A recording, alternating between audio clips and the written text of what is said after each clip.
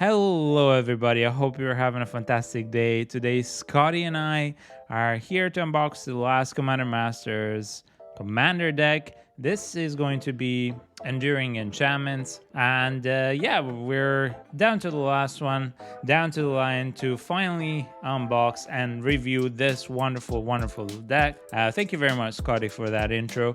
Now, so far, these decks have been a little bit of a mixed bag, as to say, because the price of the decks is quite expensive, especially for a premium deck. The cards inside have been a mixed bag. Most of the land bases have been abysmal, and if the land base hasn't been abysmal, if you look at the Eldrazi and Bound one, well, there weren't enough Eldrazi. So it's been very, very mixed. I have put up a review for the previous three ones on our channel, so make sure to check them out if you're interested in those decks. But other than that, yeah, this is going to be Enduring Enchantments. The commander for this is Anikthea, Hand of Erebos. And I'm going to be honest, and I've never really built an enchantment deck in Commander. I've seen it play in Pioneer, and I've quite liked it. I've seen it play against me in Commander, and it was really good, and we got really out of hand quickly. So this is going to be an interesting one. As usual, what we do in these videos is we analyze the precon as is. We look at the cards inside, we look at the synergies with the cards inside, how they compare to the other precons of the Commander set. And yeah, that's it. We just give you an honest opinion, and at the end we score it out of 10 to hopefully help you enough to have an idea when you're purchasing these things if it's worth to buy or not. Now, if we look at the contents of the box, you get the 100 card deck, which is usual, but you only get 10 new cards. Then you get the deck box, you get 10 double-sided tokens, you get the thick commander, the life wheel, the strategy insert, and the reference card. You also get a collector's booster sample, which is very nice. And yeah, that's about it. Always be enchanting, remember that. And without further ado, let's get into the contents of the box. This has been printed in Belgium, which is very nice because if you've opened products printed in the United States before, such as collector's boosters, you might have noticed that they tend to pringle quite a lot. So it's very nice to have stuff printed in Belgium for us here in the UK. So without further ado, let's tear into this. Enchanting to beat you. Ha ha, very funny. Oh my God, the puns are out of hand in this set. Okie dokie, so it will open up as such, and here we get the cutout cardboards with the commander picture. You can use these for whatever you prefer, and then you get everything in this little box. So it's quite a bit of paper for very little. I'm joking.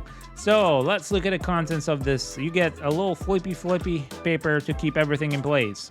You get a life wheel, you get a life wheel, which is going to be very nice if you don't have any way to keep track of your life points.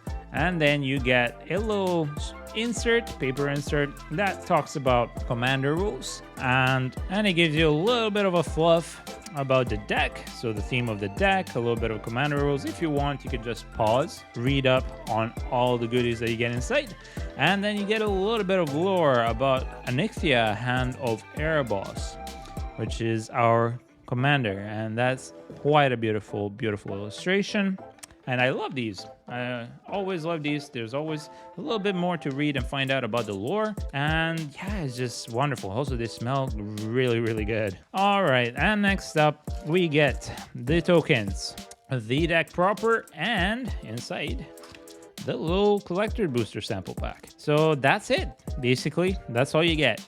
So we'll start with the collector booster sample pack.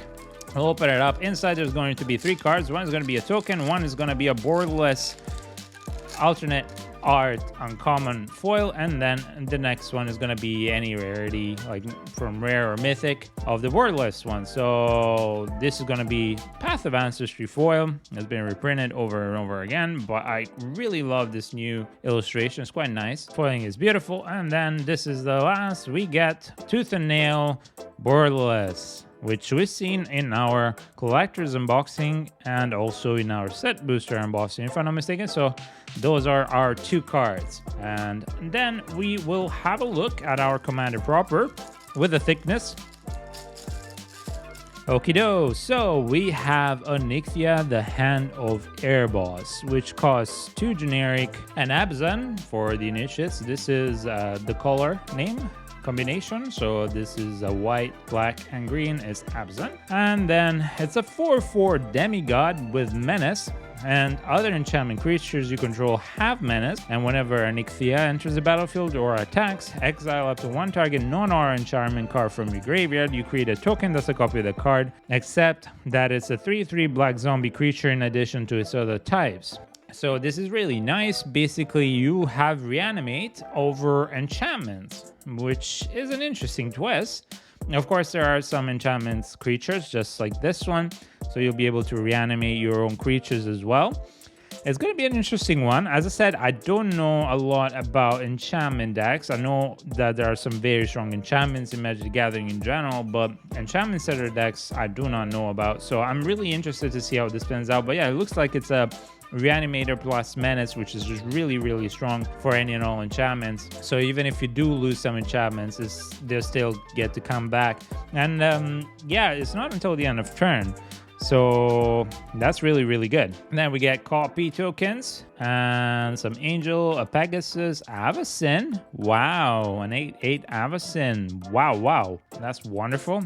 Then a bird, then human soldiers. Then we get Cleric, Elf Warrior, Human Warrior, a Worm, Spider, Zombie Army, Cleric, and Cat Beast. Okie dokie. Next up, let's get into the deck proper. We'll have a look at the whole deck and we'll see how it goes. So we have Anikthea in all of the splendor, all of the foil card, and then we get Narcy, Fable Singer, which is a beautiful, beautiful illustration. Wow, I love the foiling in this and the colors. Oh, wow. Really, really beautiful colors, I must say. So Narcy, that's the general of the deck, is a 3/3 human bard. It's 1 generic and then Abzan. And it has lifelink, and whenever you sacrifice an enchantment, you draw a card. And whenever the final chapter ability of a saga you control resolves, each opponent loses X life and you gain X life, where X is the saga's mana value. So this is very interesting. This is more of the first deck out of the 4 that's a bit disjointed between the commander and the general. Here, the general wants to basically work with sagas and sacrificing an enchantment, which this is what you do when you complete a saga step. You sacrifice it and it goes into the graveyard. So that's very, very interesting. There are some decks like this. Sometimes you just have, a deck that wants to do more than one thing, and it gives you a little bit more option on how you want to build it. Then you get the little helper card to remember how to play your game. And we'll start off with the Avacyn card, the saga that creates Avacyn. It's the Battle at the Hell Vault, which is a 4 generic and 2 white enchantment, and it has 3 steps. And for the first 2, it says for each player, exile up to 1 target non-saga, non-land permanent that player controls until this card leaves the battlefield. And then on the third one, you create Avacyn, the token that we saw earlier. Interesting, very expensive. They do have green and Abzan, so I'm hoping that Abzan has some ramp, because this is a very, very expensive card. But let's look at it. The first part is a bit annoying because it's just a prison up until this leaves. Yeah, you get a great Avacyn, which is an amazing card in general, and it's a wonderful, wonderful card. But the realistic part of this is, yeah, if you're gonna use it for removal, it's just temporary removal. It's okay. It's decent if you have ways to play it in without waiting too long. Next up, we get the Boon of the Spirit Realm, which is an enchantment.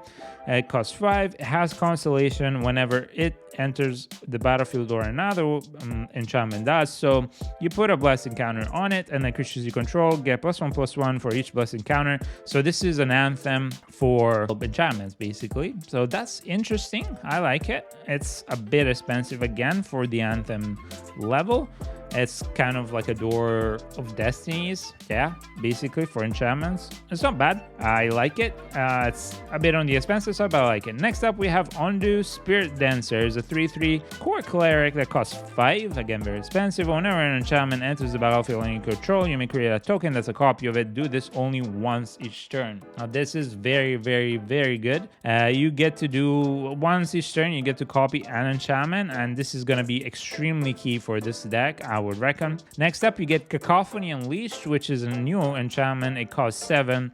When it enters the battlefield, if you cast it, you destroy all non-enchantment creatures. And whenever it or another enchantment enters the battlefield in your control until the end of turn, it becomes a legendary 6/6 Nightmare God creature with menace and death touch, and it's still an enchantment. So this is going to be a very, very good card because of the ability of destroying all non-enchantment creatures, even though it's fairly expensive. Again, ramp I'm hoping is here, because if you're going the reanimate route, you don't really care. Any enchantment you can just reanimate back so long as you have your command in play. But at the same time, up until you get your command in play, you'll want to be able to cast these enchantments. So it's not a bad one. It becomes a 6/6 for 7 with Death Touch and Menace. It's okay. It's not great, but it's okay. Then we get the Demon of Fate's Design, which is a 6/6 demon enchantment creature. So the core was not an enchantment creature. This is. It costs 6. It has Flying and Trample, and once during each of your turns, you may cast an enchantment spell by paying life equals to its mana value rather than paying its mana cost. So again, now we're seeing a little bit of a way to cheat in the costs and that are so expensive. And then for 3, you can sacrifice another enchantment, and this card gets +X/+0 until the end of turn, where X is sacrificed enchantment's mana value. Very good, actually. Again, very expensive, but it's very good if you have it in play. You can sack an enchantment, and you're going over the head, and it has trample as well. So again, we're assuming that you'll be able to cast these easily. Otherwise, this deck is going to be very slow to get it going. Even slower, I think, than the Eldrazi one, because yeah, if you don't have ramp, then you're screwed. Then we get Ghoulish Impetus. We saw this in one of our unboxings. I think it was in a collector's. It costs 3, is an enchantment aura.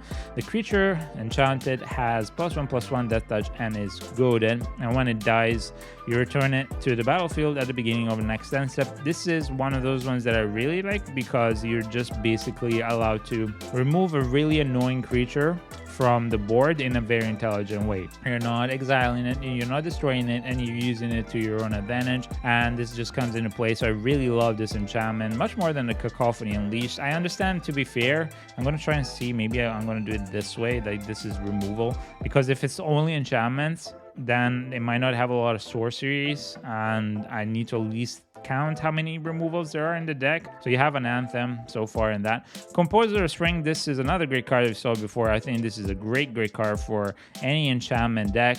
It's a creature satyr that's 1/3 and costs only 2, and whenever an enchantment enters the battlefield under your control, you may put a land card from your hand onto the battlefield tapped, which is amazing. And then if you control 6 or more enchantments, instead you may put a creature card or land card from your hand onto the battlefield tapped. Amazing low card, and I prefer this a lot. Nextborn Behemoth is a 10/10 enchantment creature beast, which is a big one. It costs 12. And this spell costs X less to cast, X generic, and there's 10 generic, where X is the total amount of value of non-creature enchantments you control. So again, this is good because you're going to have like a 5 here and a 2 there, and so on and so forth. So it goes down real quickly. Has trample, and then for 2, you can stack another enchantment, and it gains indestructible until the end of turn. Very, very good. Granted, with the fact that you can get your enchantments back at least once with Anikthea. Again, Anikthea does exile them, just keep that in mind. Next up, we have Archon of Sun's Grace. So this is going to be still the new cards. It's a 3/4 Archon that costs 4, has flying and lifelink. Pegasus creatures you control have lifelink. Okay, I don't know how many Pegasus creatures we will have. Constellation, whenever an enchantment enters the battlefield under your control, you create a 2/2 Pegasus creature token with flying. Okay, sure, you just get to create a little army of Pegasi, which is really, really nice. And they're flying and the lifelinker, so that's really, really good to get bodies on board, to defend yourself, and just to overall be annoying. Okay, now I think we're getting on to I think this is a reprint, if I'm not mistaken. But yeah, anyway, now it is the reprint slots. Felder Retreat. This is a 4-caster enchantment, has landfall. So whenever land enters the battlefield in control, you choose one. You either create a beast creature token, or you put a +1/+1 on each creature you control.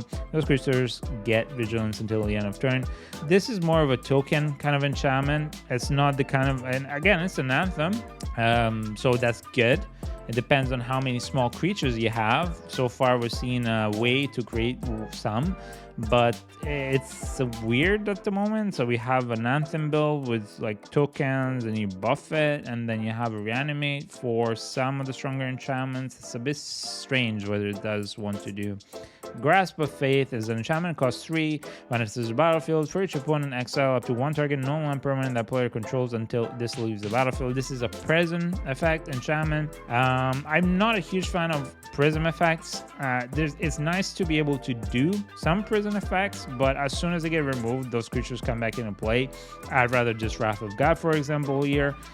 Or just pay a little bit more and either Austere Command or Farewell realistically, but of course that's twice the amount of mana that you need. So if this is more used for, you know, creatures and rather than permanents, yeah, I'd rather go for Wrath of God. Otherwise I would use spot removal, so that's something I wouldn't keep necessarily. Then we got Heliod's God of the Sun, which is the original Heliod. It's a 5/6 god enchantment creature, a legendary, and it costs 4, has indestructible, and as long as your devotion to white is less than 5, it's not a creature.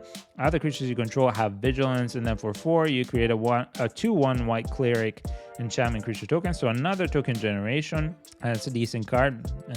I think so far we've seen a lot of white, so you're definitely going to be able to hit that devotion quite early. Mesa Enchantress, this is very, very good. It's a 0/2, it costs 3. When you cast an enchantment card, you may draw a card. Absolutely necessary in an enchantment deck. This is going to be a draw engine, so at least we get one. Sigil of the Empty Throne, 5-coster enchantment. Whenever you cast an enchantment spell, you create a 4/4 angel creature token with flying. Very, very good. Again, Anthem, tokens, generation, we're getting there somewhere. Okay, next up we get Starfield Mystic. 2/2, costs 2. Enchantment spell costs 1 generic classic cast, so that's very good synergy. And whenever an enchantment you control is put into the graveyard or the battlefield, you put a +1/+1 counter on him, and you can bring it back with Anikthea. Very, very good. Very, very good card for this. Then we get Starfield of Nyx, which is an enchantment that costs 5. At the beginning of your upkeep, you may return target enchantment card from graveyard to the battlefield. As long as you control 5 or more enchantments, each other non-aura enchantment you control is a creature in addition to its other types and has base power and toughness equal to its mana value. So another way to reanimate enchantments. This is very, very, very good. I really like this one more. Very, very good. I like that. And then at least this one, you don't have to exile it. You just reanimate it, and then, you know, you sack it, then you reanimate it. So it just comes back into play. Of course, it's limited, but, you know, you're not doing all of them. You're just doing one, but it's really good. Then we have Cunning Rhetoric, which is a 3-cost enchantment. Whenever an opponent attacks you and or one or more planeswalkers you control, exile the top card of the player's library. You may play that card as long as it remains exiled, and mana of any type can be spent to cast it. It's annoying to your opponents, but it's not a big enough deterrent, I think.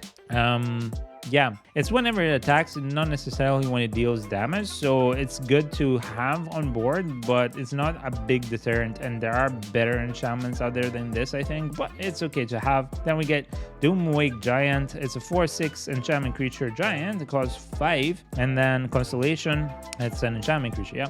Whenever Doomwake Giant or another enchantment enters the battlefield under your control, creature your opponent control get -1/-1 until the end of turn. It's okay, you don't have a lot of small enchantments so far, so you're not gonna be able to do this a lot. I'd rather have a board wipe rather than this. Oh, Dreadhorde Invasion makes a return. This is the first time in the expansions that we saw the Amass ability, so this is kind of like a Bitter Blossom. I wonder if they're going to put Bitter Blossom here. That'd be amazing. It's a 2-cost enchantment. At the beginning of your upkeep, you lose 1 life and amass zombies 1. And then whenever a zombie token you control with power 6 or greater attacks, it gains lifelink until the end of turn. Very, very good enchantment in general. And again, there's a token theme in here, and I quite like that. Erebos is a 5/6 legendary enchantment creature god, and it costs 4. It is indestructible, and as long as your devotion in black is less than 5, it's not a creature, and whenever another creature you control dies, you pay 2 life. If you do, draw a card. So you're gonna have a lot of tokens that you can definitely use this ability on. And then for 2 and sacrifice another creature, target creature gets -2/-1 until the end of turn. That's not bad, actually. You get to draw a card, you pay 2 life. That's not bad. You have to be careful with the paying 2 life. 2 life is quite significant. Half of that would have been better, but it's not bad. And it does allow you to sack and debuff. It's not a huge playable card. Is decent, I would say that, and it's more decent for this ability and the fact that you can sack to activate it than anything else. This part is okay. You can use it defensively, but again, you have tokens. So long as you play the deck around tokens, then this is an okay card to keep. Otherwise, not so much. Oh, Abundance is a great enchantment that costs 4. If you draw a card, you may instead choose land or non-land, reveal cards from the top of your library until you reveal a card of just chosen kind. Put that card into hand, pull all the others revealed this way onto the bottom of your library in any order. This is a really good card, enchantment. I like it. And yeah, I'm doing a lot of sagas so far, though, interestingly enough. I thought it were going to be a bit more. Arasta of the Endless Web is a 3/5 enchantment creature spider, costs 4 reach. Whenever an opponent casts an instant sorcery spell, you create a 1/2 green spider creature token with reach. Again, another token generator. So the trend really continues here. Then we get Courser of Crufix, which is a 2/4 enchantment creature centaur. It costs 3. Play with the top card of your library revealed. You may play land cards from the top of your library. And then you have Landfall. Whenever a land enters the battlefield under your control, you gain a life. Not bad. I prefer the enchantment from the Lord of the Rings set, the Elven Council, because that at least allows you to see the card, but not your opponents. Because it's quite gimping to be able to do that. So it's kind of a double-edged sword. I don't know if I will keep it. Dryad of the Elysian Grove, great little card. It's a 2/4 Nymph Dryad enchantment creature that costs 3. You may play an additional land on each of your turns, which is amazing. The lands you control are every basic land type in addition to their other types, meaning that you basically can tap for any mana, which is a very good card. Absolutely a keep. Eidolon of Blossoms is a 2/2 spirit enchantment creature, costs 4. Constellation, whenever it or another enchantment enters the battlefield on your control, you draw a card. This is nice, actually. A draw engine, another one. This is very good. And then we get also, because I don't, given the fact that I think maybe the Phyrexian Arena could be put in here, but you won't be able to access the blue side of drawing through enchantments.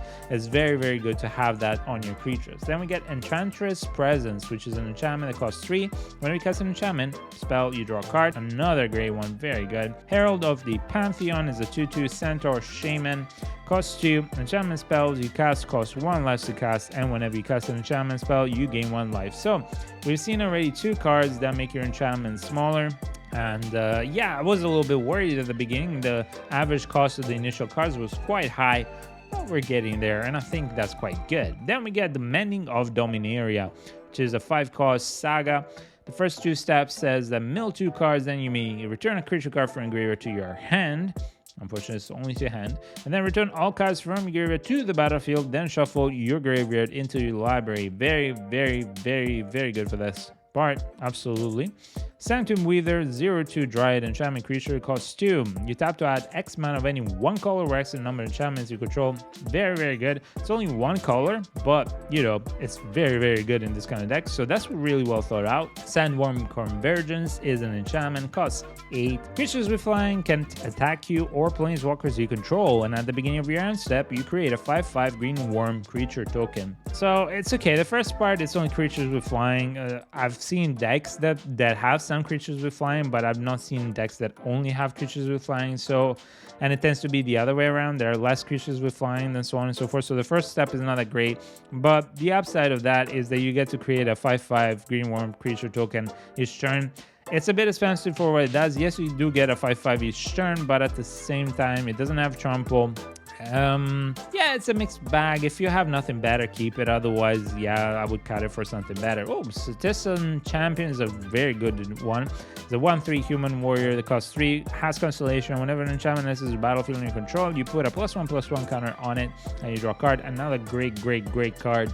Absolutely. Ooh, Verduran Enchantress makes a return. And 0/2 human druid costs 3. Whenever you cast an enchantment spell, you may draw a card. Amazing. The draw so far is insane. I really love what they've done with that. Very good.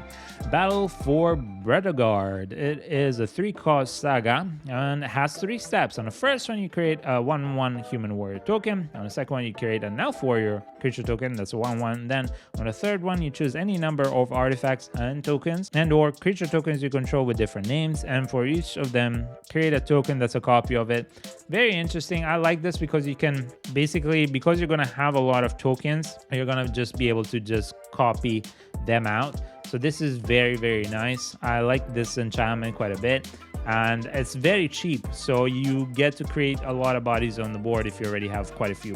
Calyx, Destiny's Hand, is a 4 loyalty legendary planeswalker, costs 4, and then you can +1 it to look at the top 4 cards of your library. You may reveal an enchantment card from among them, put that card into your hand, put the rest at the bottom of your library in any random order. So this is a very good way to get through your deck to get to enchantments that you want. Note that not all the cards that are in here that allow you to draw are enchantments, so be careful and mindful of that. And then -3 loyalty, you exile target creature enchantment you don't control until target enchantment you control leaves the battlefield. So again, prison, it's okay. Again, I know enchantments, that's the way that they remove when it's very on theme. Unfortunately, prison effects can be a double-edged sword, and even though you get to remove stuff, so long as nobody does anything on your board side, you're fine. But one well-timed farewell and it just destroys your whole entire board because all they have to say is enchantments, and yeah, then they just get the creatures back. So there's that.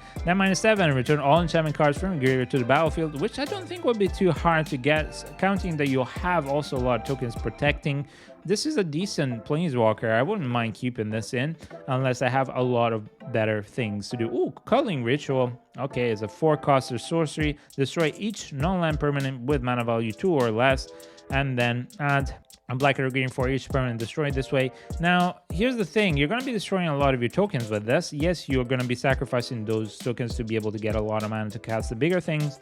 But if you do that, then you're just gimping a part of your deck. So I'd rather have a removal that allows me to remove a bit more of the board than just that. Oh, Mirage Wake makes a return, and it's an enchantment, costs 5. Creatures you control get +1/+1. Whenever you tap a land for mana, add 1 mana of any type that land produced. So another way to have ramp. Very good. I like it. Definitely a good enchantment that we'll keep. Sithis Harvest Hand is a 1/2 legendary enchantment creature nymph. Costs 2, and whenever you cast an enchantment spell, you gain life, draw a card. Another great card. So you have a lot of draw. You don't have a lot of amazing stuff to do stuff with other than just tokens. It's interesting. It's the other way around. I wouldn't have thought about that. Anyway, Canopy Vista makes a return. It's an okay land. And then you get the Exotic Ordered. Yes, it's decent. Fortified Village, yeah, okay. Necroblossom Snarl, you know, these are okay in the kind of decks that you would expect at a 20 or 30 pound point, but on an 80 pound or more, because some of these decks are going for a lot more, this is kind of an insult to players to put these lands in. I mean, this is supposed to be the premium set expansion for the year. So yeah, you're just the not so good lands, the shitty lands in here. Yeah, no, thank you very much. Sungrass Prairie, Temple of Malady, Plenty, and Silence, Milady. Yeah, no, again, the lands are okay, but this is just the same lands you would get in any precon deck. Like, you can get those same lands by spending like 20 pounds and get them in some of the precons that have been released in the previous years. You can just find them still on Amazon and other places. It's very cheap. So yeah, then you get Path to Exile, finally some spot removal. This has been a lacking thing, and also this is the first instance that we see. Extinguish all hope, sorcery, destroy all non-enchantment creatures. Now, this is a very good one for your deck. It has been downgraded in this expansion, but it's extremely good board type removal, and I really like it. Then we get Kodama's Reach, a great sorcery to get lands into play, so very good for the ramp. I do like that. Then we get the Arcane Signet, first artifact as well. That's gonna be nice. Let's see if I can just do that maybe. Okay, then a Soul Ring, Ash Barrens for cycling in some basic lands. Command Tower. Cast Out is an enchantment, has flash, it costs 4. Whenever it enters the battlefield, you exile target non-land permanent as an opponent controls until this leaves the battlefield. Again, another prison effect. I'm starting to get a little bit tired of these. Then Love Song of Night and Day. I understand. Enchantments, this is what they want to do, and this is how they do removal, but I'd rather just have spell removal like Path of Exile and others, because yeah, this is not my cup of tea. Anyway, Love Song of Night and Day. It is a saga, cost 3. In the first step, you and target opponent each draw 2 cards. This is annoying. I don't want to give my opponents cards. And then you create a 1/1 white bird token with flying, another token generator, and then put a +1/+1 counter on each of up to 2 target creatures. 2. They're playing commander here, not standard. Not a good enchantment. Not a good one at all. Okay, Omen of the Sun is an enchantment that has flash, cost 3, and when it enters the battlefield, you create 2 1/1 white human soldier creature tokens. You gain 2 life, and then you can sack it to get to scratch 2 for 3. It's okay. There are better enchantments. Okay, I'm hoping for the common and uncommon slots, because there are some really good enchantments here that can buff up creatures, so maybe hopefully they'll be the right ones here, because so far they're not so great. Spirited Companion, 1/1 dog enchantment creature, costs 2. When it enters the battlefield, you draw a card. It's an okay card to keep if you have no better ones. You get to draw another card. Again, you have a lot of draw so far, so I'd rather just get a little bit more buffing to my creatures and my tokens here. The Eldest Reborn is a saga, costs 5, and has 3 steps. Each opponent sacrifices a creature or planeswalker on the first one. Second, each opponent discards a card, and on third, put target creature planeswalker card from graveyard onto the battlefield under your control. This is a reanimate card. Okay, there are better sagas, but it's not bad. Mind Rack Harpy is a 3/2. Yeah, that I would remove that realistically. Then Mind Rack Harpy is a 3/2, costs 4, has flying, is an enchantment creature. At the beginning of a combat on your turn, each player misses 3 cards. And we're getting more towards the reanimate part. We have not seen a lot of this reanimate for us, right? So you get this one, for example, which opponent sacrifices a creature, planeswalker, but you don't do that with Anikthea. So yeah, I think this is the first time we start to see some more towards the reanimate. So yeah, okay, it's okay. But the deck so far has not been built around reanimate, so it's kind of scatterbrained. Okay, the Binding of the Titans is a saga, costs 2, and each player mills 3 cards. So this is more on the reanimate side. Exile up to 2 target cards from graveyards, and for each creature card exiled this way, you gain 1 life. That's okay. Return target creature or land card from graveyard to your hand. That's okay. Again, you're doing this to enable Anikthea. I understand. Not that great though. Destiny Spinner is a 2/3 enchantment creature human, costs 2. Creatures and enchantment spells you control can't be countered. This is very good. I don't know that if you're playing against a lot of EDH decks, this is going to be really good, but you know, the average scene at the Commander store where I go is not EDH, so you won't have a lot of counters from the opponent's side, but it's very good to have as a little extra protection. And then as a 4-cost target line, you control becomes the next X elemental with trample and haste, and where X is the number of enchantments you control. This is very good, actually. I like this one because it does allow you to go into the theme of tokens. You power up your lands, any land. Yeah, very good one. I like to keep that one. Farseek, of course, makes a return. You go and fetch a plains, island, or swamp, or a mountain card and put it into play tap. Very good. Too bad you did not put any of the shock lands here, so, well, boo-hoo for us. And then, let's see, we get the Font of Fertility, which is an enchantment. It costs 1 green for 2, and sacrifice the social library for a basic land card. You put it onto the battlefield, tap, then shuffle. Basic land, it's okay.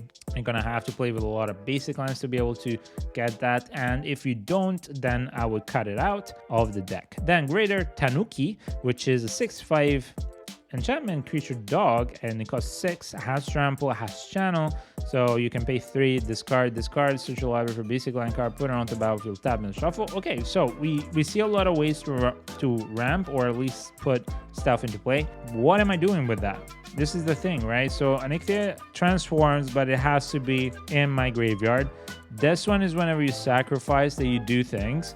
So yeah, there are some bigger creatures, but you don't have a lot, and at the moment it seems very, very scatterbrained as a deck. Colony Heart Expedition, very beautiful art, extremely beautiful art. So this is an enchantment, and it costs 2, has landfall. Whenever the land enters the battlefield you control, you may put a quest counter on this card, and then remove 3 quest counters from it.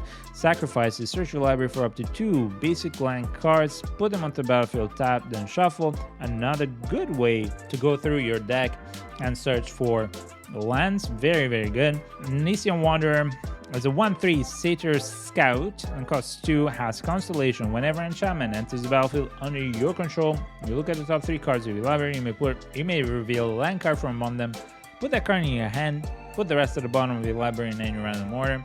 Another way to get through your deck. Very good, but I mean, I will keep the best ones and then just start putting some proper enchantments. Like, there are some really great enchantments that you can put into this deck, even at the common and uncommon slot, that don't make any sense so far as to why they are been omitted. Anyway, Omen of the Hunt is a 3 and cost enchantment.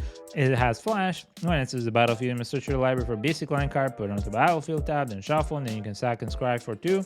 Okay, more of that. Rampant Growth, another way to search your library for lands. Binding of the Old Guards, so it's a saga, costs 4. First, it has 3 steps. For the first one, you destroy target non-land impermanent and opponent controls. Very good. On the second one, you search your library for a forest card and put it on the battlefield, tapped, and shuffle. Very good for ramp.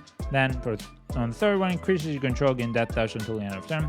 This I would keep. It synergizes with Narcy as well. I like it, so it's very, very nice. Ooh, finally, one of the best ones. Jukai Naturalist is a 2/2 enchantment creature, human monk, costs 2, and lifelink enchantment spells you cast costs 1 generic less to cast. Finally, they're starting to put some of those ones. That's very nice. And we got Nyx Weaver is a 2/3 spider enchantment creature, costs 3. It has reach, and at the beginning of your upkeep, you mill 2 cards, so it synergizes with Anikthea. For 3, exile it, return target creature card from graveyard to your hand. So if you've exiled, if you've unfortunately milled something that you really need it back and you can't use it with Anikthea, at least you can get that card back into your hand. So that's decent. It's okay.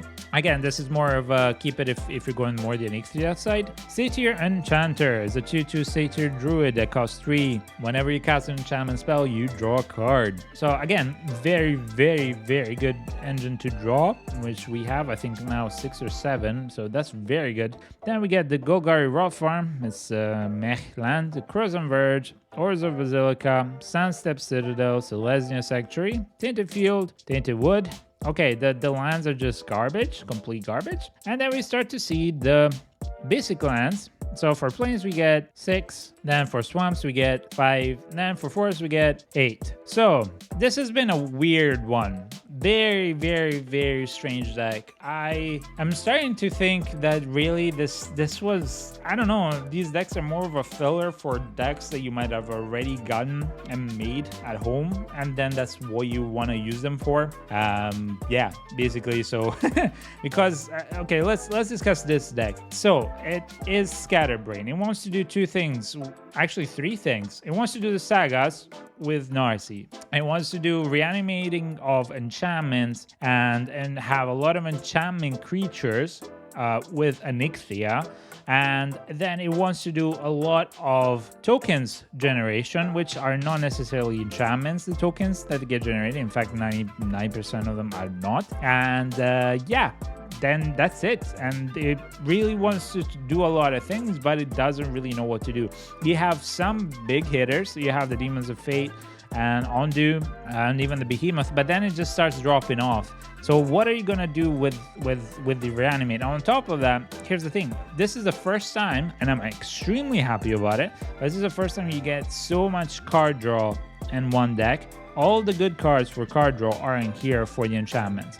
Love it. But then it's like in everything else. This is like, where's the balance, dude? Like, why can't you do a precon that has all the right amounts of everything? And I will give you a 10 out of 10. But here you have one target removal that is a spot removal. The rest is all prisons, and I hate them. I will remove the prisons and go for spot removal.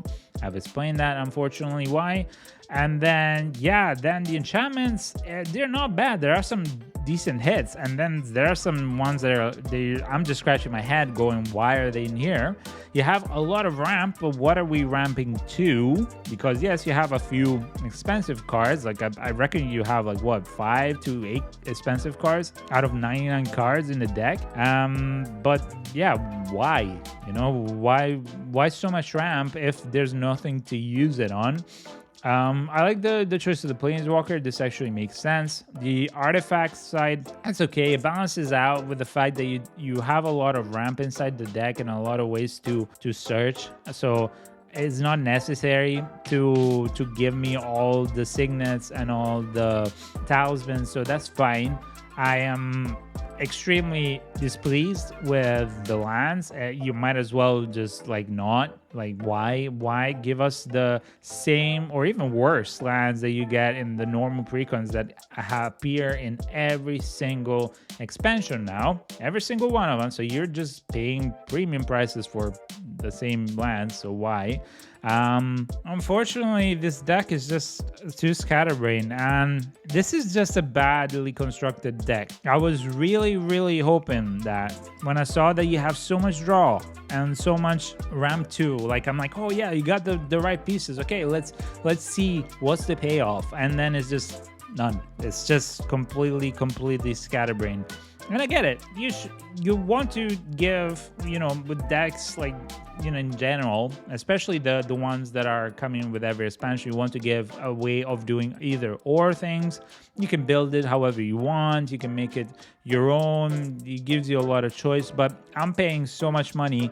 I want the deck that does the thing at this level, right? And I want to just not have to spend 200, 300, 400 pounds, especially in enchantments, which are not the most expensive things to do, to be able to do the thing that I'm supposed to be doing. And I'm sorry, it just isn't there. This is the kind of deck that had they added the balance of good creatures to ramp into or reanimate with the enchantment side, and there are plenty of beautiful ones. Even the latest, you know, Theros expansion, you know, there were some amazing mythic enchantment cards, and god cards, and like there are so many things you could have gone with the theme, but you chose not to. So yeah, and funny enough, even the enchantment side, like the sagas, they're okay. They're not the most amazing one. Is this one? That's it. And that's it. Like you have buffing for tokens, and then more tokens, and then some land stuff, and then like it's a bit of a mixed bag. I'm not expecting you to give me, you know, all, I don't know, Sylvan Library and Smothering Tide. I'm not expecting that, but what I'm expecting is synergy with the cards in the deck. And again, we're not talking about super expensive cards that would break the bank. So yeah, unfortunately, looking at it as a precon, this is actually a 4.5. This is the lowest score I've ever given. It's a 4.5. And it has so much potential. This is the kind of deck that if it costs like 20 pounds or 30 pounds, if it was there at the normal price, then I would give it maybe a 5.5 or a 6, because it's a great base for an enchantment deck. You can go and build it on the way that you want. You have a decent base from here for between the draws and the ramp, and then you just build it however you want, right? But because it's so scatterbrained, because it's so expensive, because it's lacking any proper removal, that spot removal, because you just don't have any payoffs and the lands are just abysmal. Yeah, you're gonna get a 4.5 on this, and I'm sorry to say that because I was really hoping to get a good, decent enchantment deck going out of this, but unfortunately it's not gonna be that case. Now if I look at the whole, let's close it up and let's look at the whole decks, right? All of the decks that they made. I wish that they had finally enough either made 2 or even 1 deck, and I know they wouldn't have made as much money, maybe, who knows, and it would be being a gamble and maybe it would have paid off, but it seems like each deck has a really good thing that they did really well, and then everything else they did really badly. So you look at the slivers, they took care of the sliver side, but they didn't take care of anything else. Then you look at the Eldrazi Bound, they had some okay ramp and okay draw and okay removal, but they didn't care about the creature side, okay? So you take the sliver side part of the tribal side, so the tribal and the tribal artifacts, so the effort put in that, plus the effort put into the mana generation and the ramping in the Eldrazi Bound, and then you look at the synergy and the beautiful reprints and the value reprints that you put into the Planeswalker one, because the Planeswalker one is at the moment the best one for synergy, for overall just how it plays, and also the cards that they reprinted. And then you take the draws and the ramp from these, okay, and you create a deck, right? Of course, not talking about the deck with you know, the same colors. You can't, it's different colors. What I'm saying is, had you made a concept deck or decks like that, you would have been on the money. People would have been lining up to buy these decks from miles and miles away, but you didn't. You created, unfortunately, decks that just aren't there, and I'm sorry, I can't advise you to buy any of these decks except for the Planeswalker one. This is the reality of things. The Planeswalker one is actually worth it in general if you're going the route of Planeswalkers, or if you can upgrade some of the stuff, like for example your Atraxa deck or whatever. Other than that, I don't advise you buying anything. The Eldrazi Bound, I'd rather you buy the cards separately. Like those cards you can just buy separately and it's less expensive.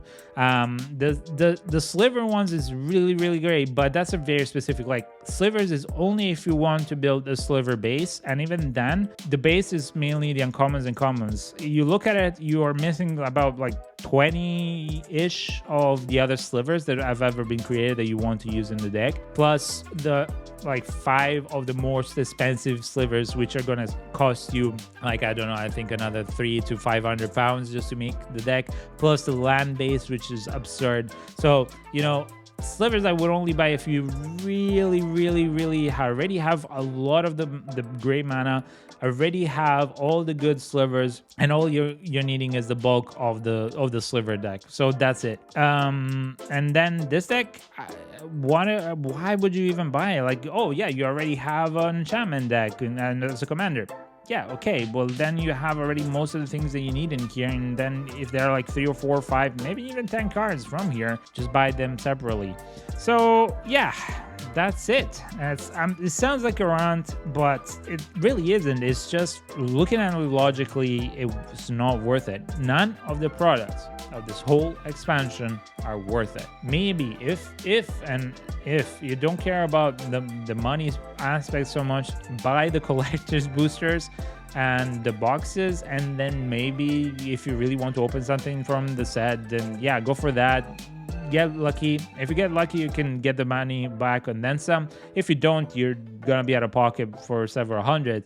But otherwise, this whole product, Commander Masters, has been made, and the only positive that I see out of this, and this is the sad reality, although I love the cards inside, but because of the price point, because of the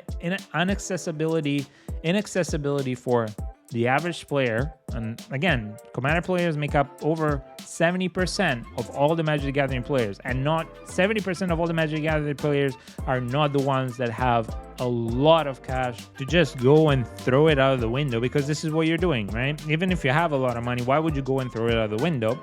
So had you lowered the price range, yeah, I would have said, yeah, this is a great set. At least you get some reprints, you price it accordingly to all the other master set that you've done so far, but this is just absurd. No, do not buy it. It's just bad. The only good thing about this expansion is that they have reprinted certain cards that will drop in price, at least the newer prints. The old ones not necessarily will drop too much, but the newer prints will drop in price. So if you really wanted to get some cards badly, now is the chance to go and grab those singles, and that's it.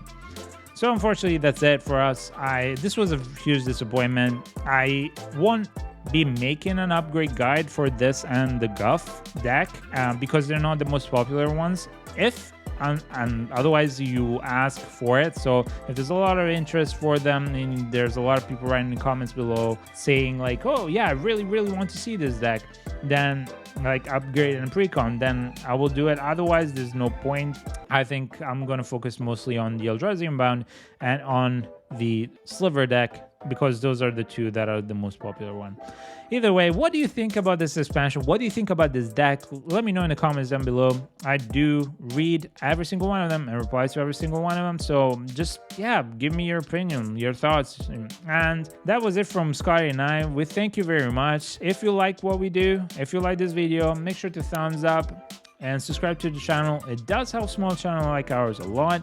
And yeah, we'll see you in the next one. So be good, be kind, and have a good day. Bye.